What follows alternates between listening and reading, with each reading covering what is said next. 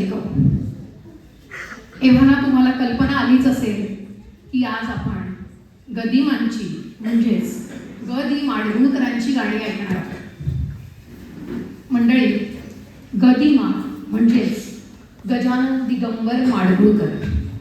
आपण त्यांना आधुनिक कवी म्हणून ओळखतो. प्रत्येकच मराठी माणसाच्या हृदयात गदिमांचं स्थान आढळ आहे. गदिमा हे चतुरस्र प्रतिभेचे धनी होते. त्यांचं लिखाण सर्वस्पर्शी होतं. आता बघा ना, लेखक, कवी, पटकथाकार, गीतकार, नाटककार, अभिनेते, नेते आणि आधुनिक वादकी, त्यांचा सगळाच आवाका डोळे दिपवून टाकणार आहे.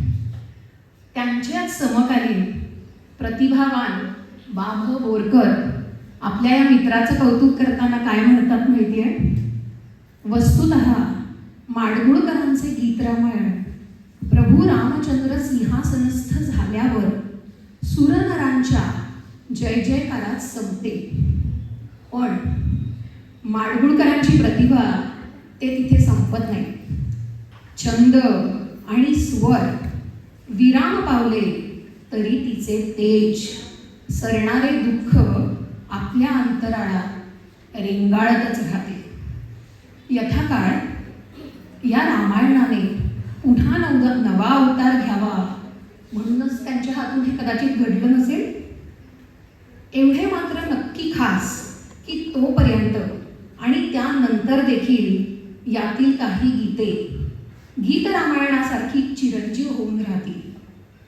आणि त्याबरोबरच माडगुळकरांचे म्हणजे माझ्या बंधुतुल्य मित्राचे नाव देखील. कौतुक कसं असावं ह्याचा हा दाखला.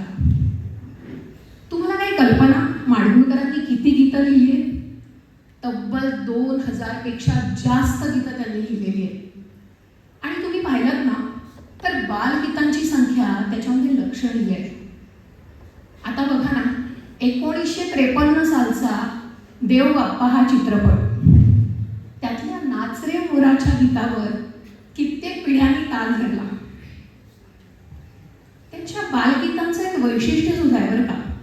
तुम्ही पाहिलं ना तर कुठेही टलाट फलाफ असं जुळवलेलं नाही. अगदी सोप्या आणि साध्या शब्दात मांडणी म्हणजे काय ती त्यांची बालगीतं ऐकल्यावर कळतं. तर चला पुन्हा एकदा नाच रे मोराच्या तालावर रमूया आणि बालपण नव्यानं जगूया. ऐकूया.